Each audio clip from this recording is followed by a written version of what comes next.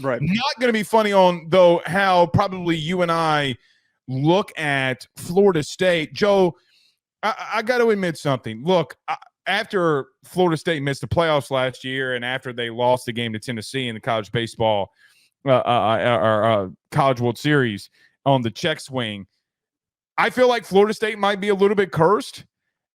And I think DJU might, a little bit. I think DJU might add to this curse a little bit.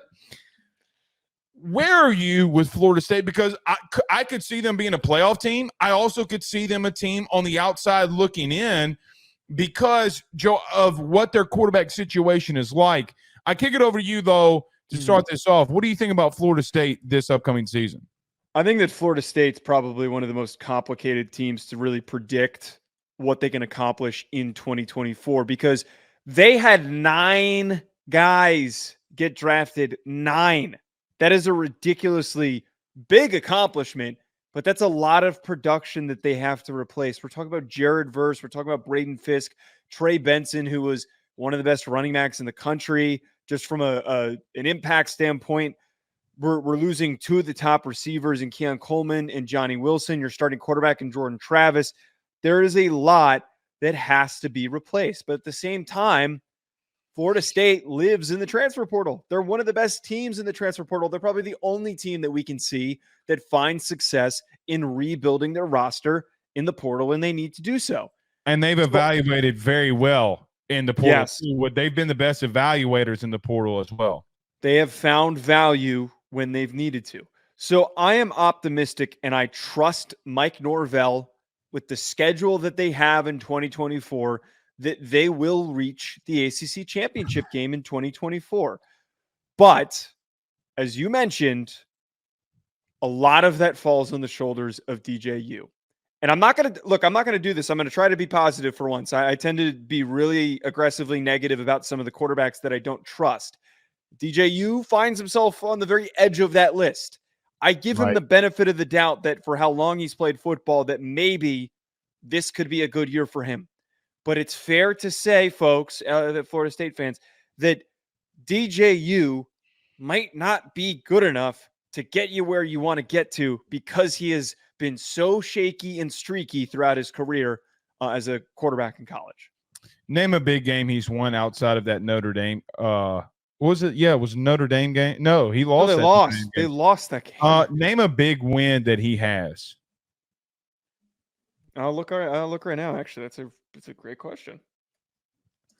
I don't know in the primetime lights that DJU ever shows up. You know, Joe, we talked about last year at length, very big length, that Washington versus Oregon State game. If you remember, we talked about Oregon State when they played Utah.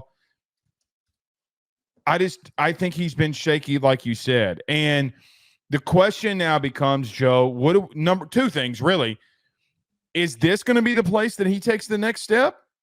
Like, I mean, like he's been to 3 schools, and it's not like he's been to bad offensive, like, play callers. Now, you could say Clemson and Dabo, but it's some of the bigger names that have been in college sports and college coaching.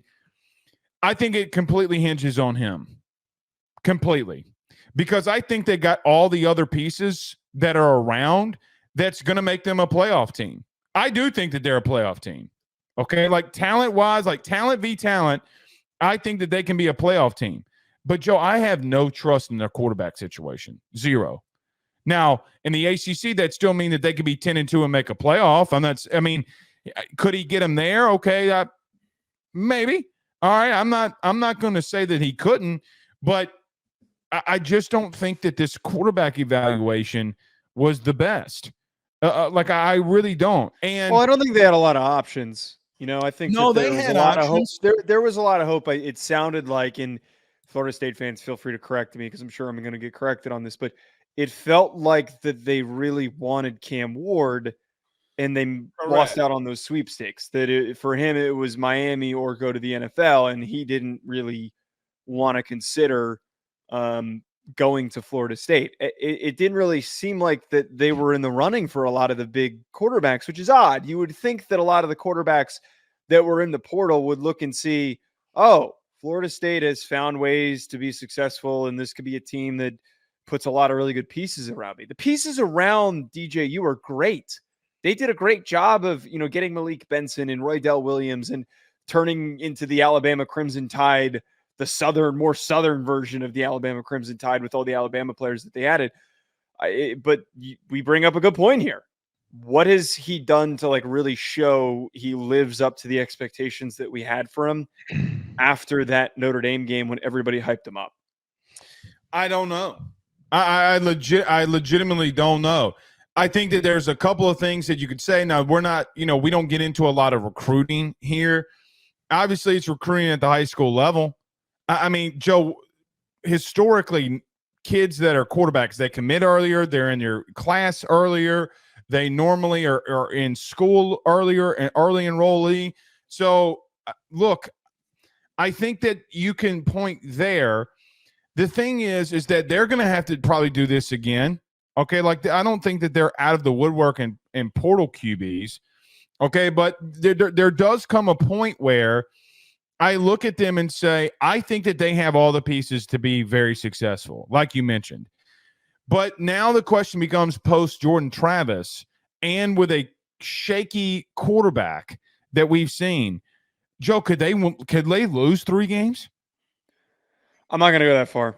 I'm not going to go that far because I think, and I thought about this. This was something that I really was trying to unpack if that was on the spectrum for them. If that would be the worst case scenario.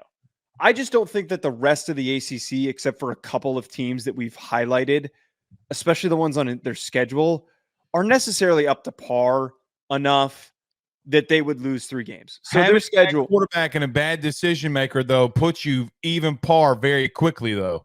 But they're so defensively freaky with the talent, with the athletes that they have. Patrick Payton is probably going to be a first-round pick. Marvin Jones Jr., I have spoken very highly of. We both have. Really good in the spring game. That defense is going to be unbelievable. They bring back Cypress, Fentrell Cypress, who was a pretty good DB for them last year, who transferred from UVA 2 seasons ago. Their defense is unbelievable. Who on their schedule is really going to scare you except for Clemson, Miami, and Notre Dame? And Florida's at home, so I'm not as scared of Florida when you're not going to the Swamp, potentially playing them after they fired Billy Napier. Well, I look at that 5-game stretch, October the 5th through November the 9th. You do have Clemson, Duke, Miami, North Carolina, and Notre Dame. I do think that everything before that is going to be pretty simple and easy. I mean, they open up the season on the 24th versus Georgia Tech. Then they come back, Boston College, and they're off. They have Memphis. I mean, nothing there that's going to shock you or be really anything. The thing that I look at, though, Joe, is that 5-week stretch can be a little bit, quote unquote, ACC brutal. Not SEC brutal, ACC brutal. Clemson, you're off. Then you got back-to-back road games, Duke and at Miami. I think that Miami game is going to be a massive deal. North Carolina and then at Notre Dame. Joe, there's 2 there. There's 2 easy ones there. You mean to tell me that there's not anywhere else in the schedule that they could slip up? Because here's what I don't think so. Well, I really don't think so. DJU's done it before, though. I mean, Joe, that was literally what we thought about him at Clemson. And quite honestly, when you're playing against Washington a year ago, Joe, he's below 50%. And we're talking about a defense that wasn't that good in the secondary. And he's missing dudes that are wide ass open. So the last time that we saw him in real prime time, what happened? Okay. He didn't play that great against Washington. That was probably the last. Joe, he was below 50%. And so now I start asking. It was a raining game, though, was that not? Okay. Name any other game he's going to be around 55 to 56%. So, we're talking about a margin which is just barely above 50 or below 50. There's no in between.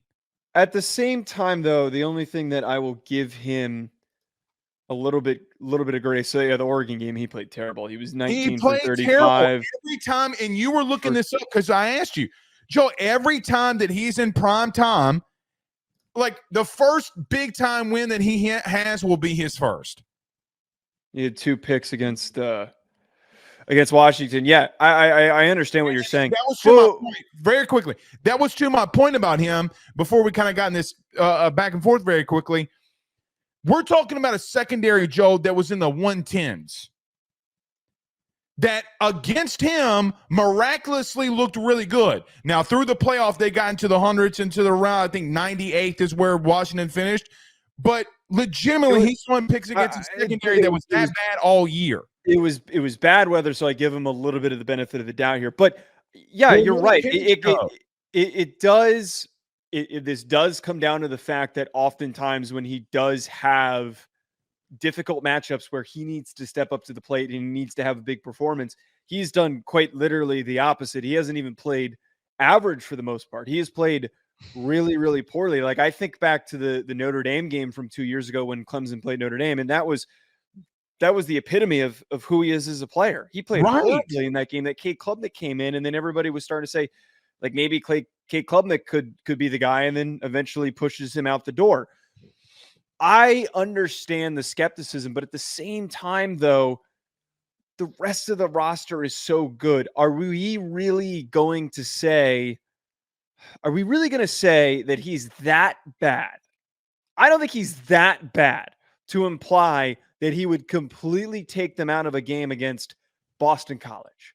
I think that he is not strong enough of a guy to lean on against a team like Miami and a team like Notre Dame, who you have to travel to for both those. Miami's not exactly a scary home, or not a home opportunity. At night it will be, because that game's going to be in prime time. Okay, sure, yes. It's still not like an on-campus situation. In Notre Dame. No. I'm in Miami. Oh, I'm talking about Miami. You're talking about Notre Dame. I'm like, shit. You think I'm shitting on Notre Dame? Of course, Notre Dame. Yeah, I thought you were shitting on Notre Dame. I'm like, hold on now.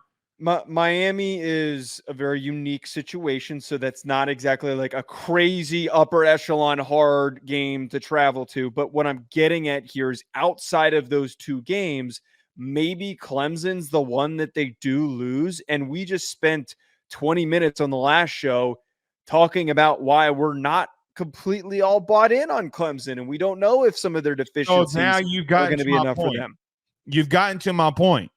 Joe, can they beat Clemson? That's what the season comes all the way down to. I think that that's the better way to frame this is, can DJU play well enough against that defense to beat Clemson and for them to get to a 10-2 record and then to go to the ACC championship? That's a huge question mark. Well, and against his old team and on with a coach that knows him better than anybody. Right? I mean, like, there is nobody on this planet as a quarterback, likes, dislikes everything, that knows more about that kid than Dabo does. So you do have to ask the question. Oh, by the way, Joe, you know what's going to be happening all week?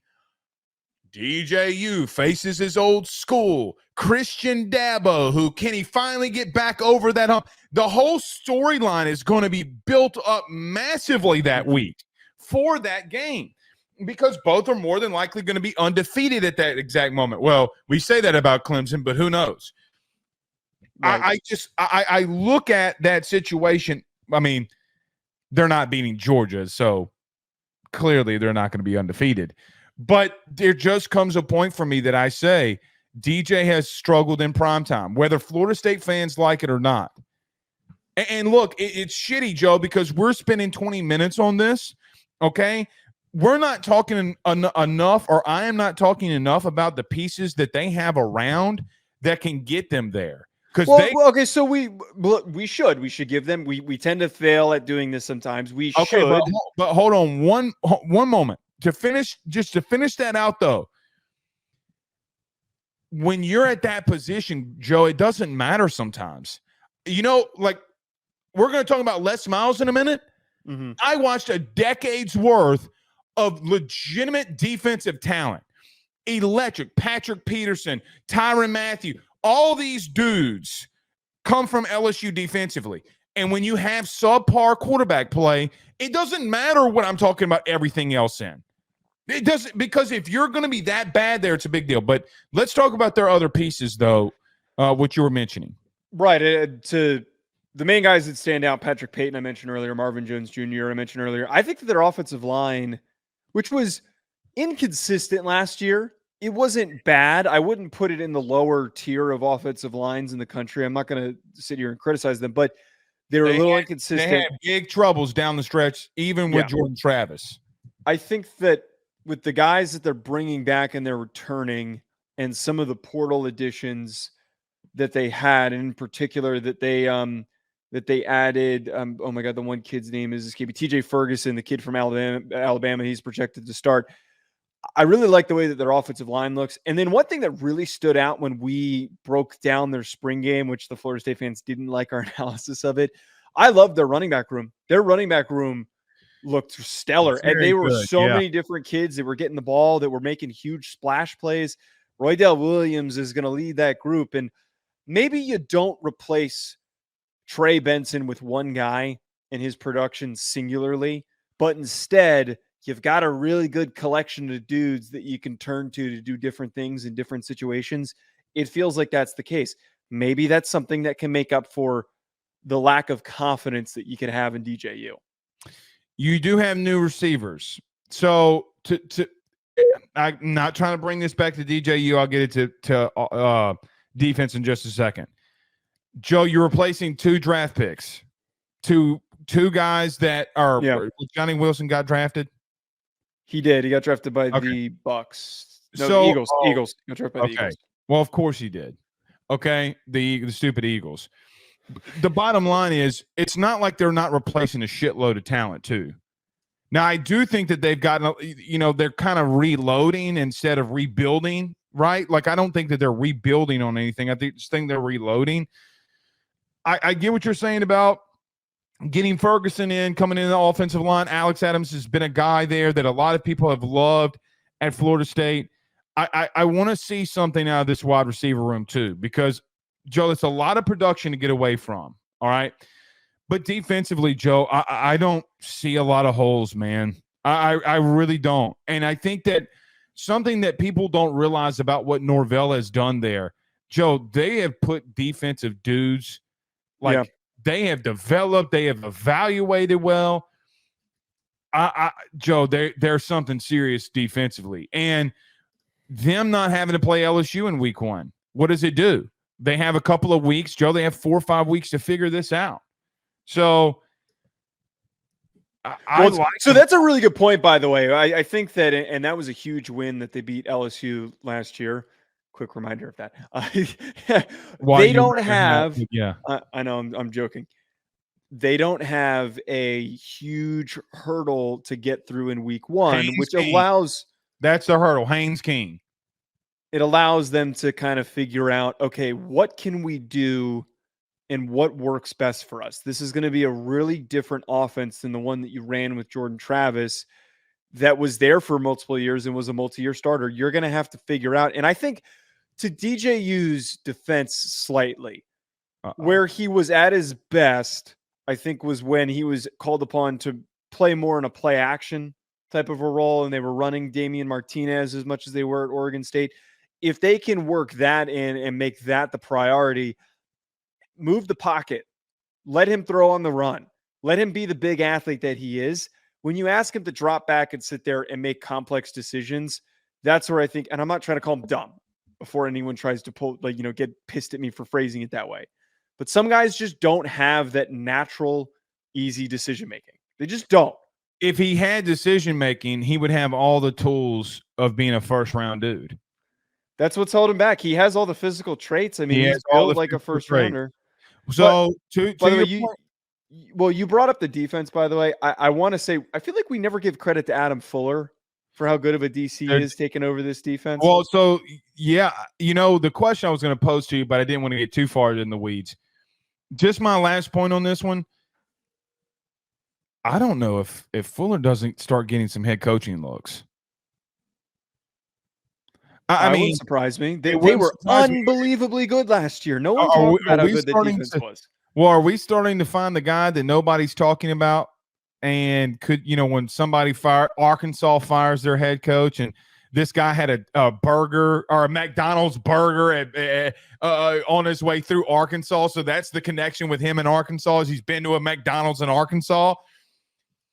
I just do wonder. Okay, that defensive staff has been something serious. I'm not saying it's who's your boy at Oklahoma,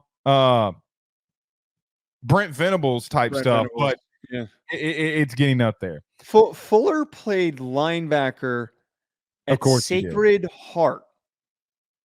Dude, can I tell you something? Speaking of Sacred Heart, can I tell you something Yeah. wild? Tonight on my LSU show, I have to talk about a kid that pitched at Mount St. Mary. BetOnline remains your top spot for all of your live betting action and contests. NFL, college football, UFC, NHL are all in full swing. BetOnline is your number one source for wagering news, odds, trends, and predictions with both desktop and mobile access at any time. Head to BetOnline today and use promo code BELIEVE, that's BLEAV, for 50% off your first deposit. That is a 50% welcome bonus. Bet online, where the game starts.